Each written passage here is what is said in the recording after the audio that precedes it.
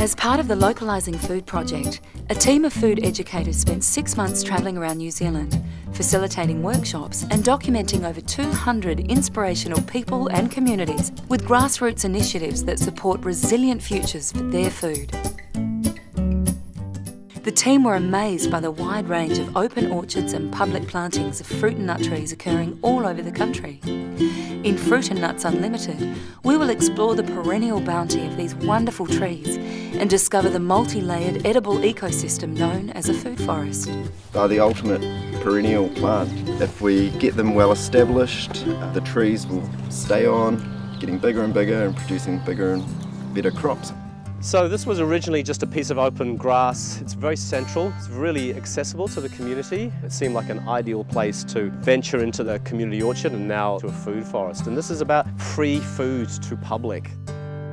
It's starting to happen all over the place. There's this groundswell, this momentum, there's council understanding that actually this is a great way for community to work together.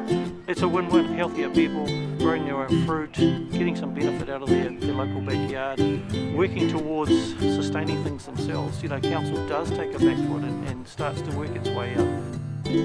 These positive projects re-embrace our special heritage varieties, lost to over half a century of mass-produced monocrop production.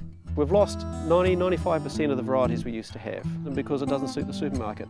The criteria for the food being grown isn't anything to do with what you'd think. We now have Hass avocado for 98% of the crop because it sits on the supermarket shelf the longest. Full stop, only reason. Modern commercial varieties are deficient in the health-giving compounds that we need for our bodies. And so we need to go back to the old varieties in order to save those. These are the important ones for our health and for future generations of New Zealanders. And it is those generations who will harvest the trees we plant today. We've got abundance of ground, all we need is the trees. I had no idea when I came here that we were going to basically be grounding a vision they'd had for some time. And here we just arrived with fruit trees and they knew where they could go because they'd already designed it. By that very act of gifting, it starts something that's going to continue on.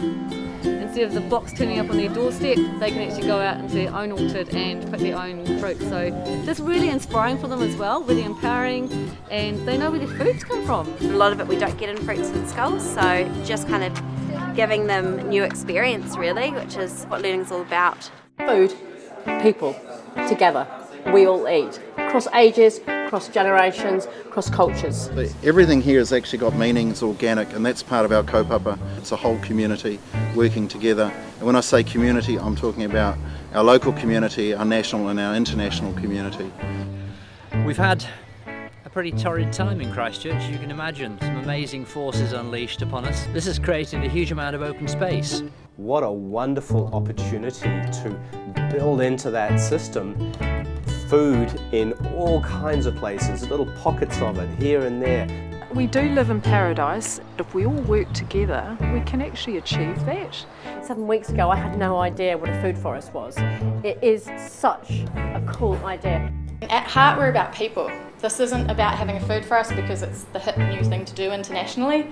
This is about a real need to support our communities and truly sustainable food resilience.